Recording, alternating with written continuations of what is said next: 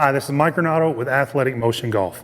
Today we're going to take a look at shaft flex, but we're going to do it in a little bit different way than you may not have seen before to see just how big of an impact it has on the quality of your shots.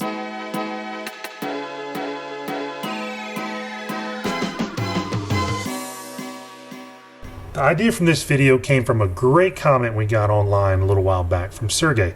He writes, most slow motion vids, even of long drive champs, show shaft absolutely straight at impact. In that situation, shaft flex has no impact on the ball flight. This is a great comment, we believe, because there's a lot of people that either share this exact opinion or something very similar to it with regard to equipment. And we want to take the data that we've collected from average golfers like you and I to PGA Tour players to long drive champs and kind of compare the data with kind of some common ideas that are out there and just see if we can separate a little bit of fact from fiction and hopefully help us all make better informed equipment buying decisions. In this video, we're going to use a few key terms, and we want to define those to you right from the get-go so it makes it much easier to understand. The first one is deflection. Anytime we see, and we're only going to be talking about the downswing in this video, anytime we see the club head and shaft bending away from the golf ball, that's called lag deflection, and that's represented by a minus number here in our number field. Anytime we see the club shaft and head bending towards the golf ball, out ahead of the grip, that's called lead deflection, and that'll be represented like you see here in the number field with a positive number. And the green line going through these golf shafts represents dead straight. So if the shaft had zero bend in it, it would follow that green line straight down to the golf ball. And the other term we want to use is cycle.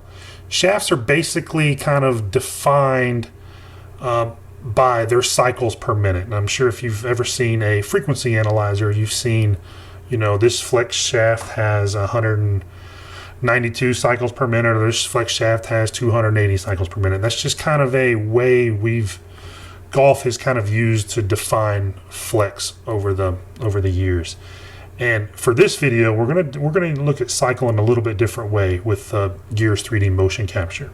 So right now the golfer is coming out of transition, starting the downswing in a negative. Again, we're in lag deflection, so that's going to start this particular cycle. Scroll him all the way down, and you can see it switches over into positive deflection now, lead deflection, and that maximizes itself right here. So that completes one cycle in the downswing phase, and that's typically what you're going to see is one cycle of the golf shaft going from lag deflection to lead deflection in the downswing plus some change. So, and what I mean by that is as we scroll, so he's peaked his lead deflection right here, roughly probably 16 inches in front of the golf ball.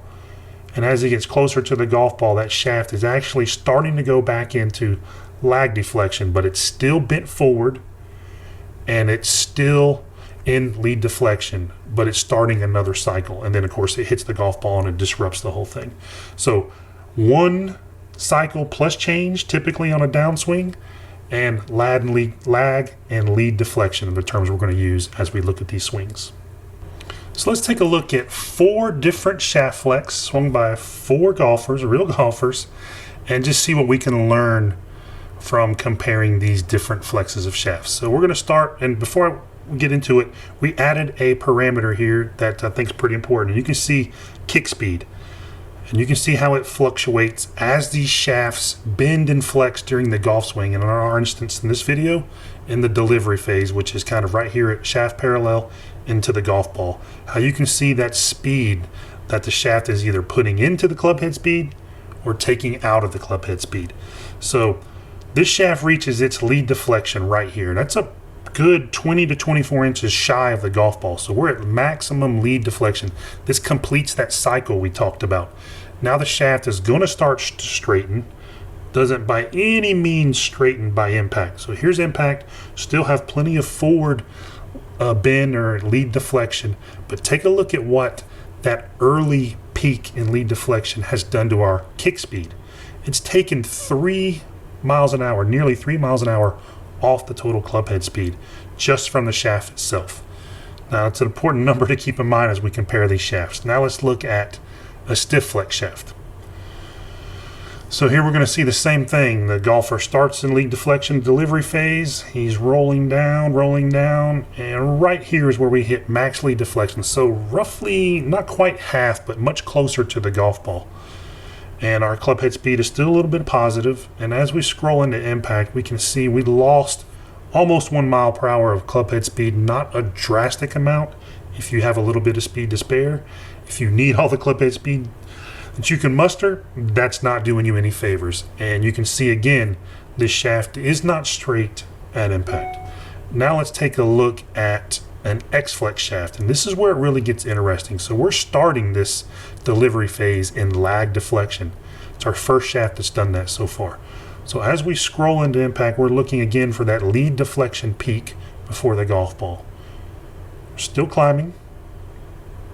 Boom, we climbed. So this cycle did not complete until the golf ball was struck, and then that of course ends the cycle. But you can see how this runs into lead deflection keeps climbing, and then boom, strikes the golf ball, and it's added almost 2 miles an hour of club head speed. So the other two shafts in the example that we have took away club head speed. This one added club head speed to the overall system of club head speed. Now our fourth shaft is, and we only put this in because Sergey mentioned that he's seen slow motion footage of long drive champs, with straight shafts. This is I believe 2-time world long drive champ, and this is a double X flex shaft, and his club head speed is 146 miles an hour on this shot. Again, that's not ball speed, that's club head speed, right? I wonder what that would feel like. But we're going to see if we see any differences. So moving into the ball, we're looking for that maximum lead deflection, which happens right here. So almost as far away from the golf ball as our regular flex shaft. And we can see we still have plus 1 mile an hour and change. So we're going to roll into impact. We can see the club head speed decreasing, or the kick speed, I should say, decreasing from the club head speed. And then we see the shaft straightening. And right there at impact, this golfer, he has speed to spare, obviously. He's lost 1 mile per hour in kick speed, and the shaft is absolutely not straight at impact. So I hope this helps clear up some of the common misconceptions about how shafts flex and what that flexing actually does to the shot. In this instance, we're looking at speed.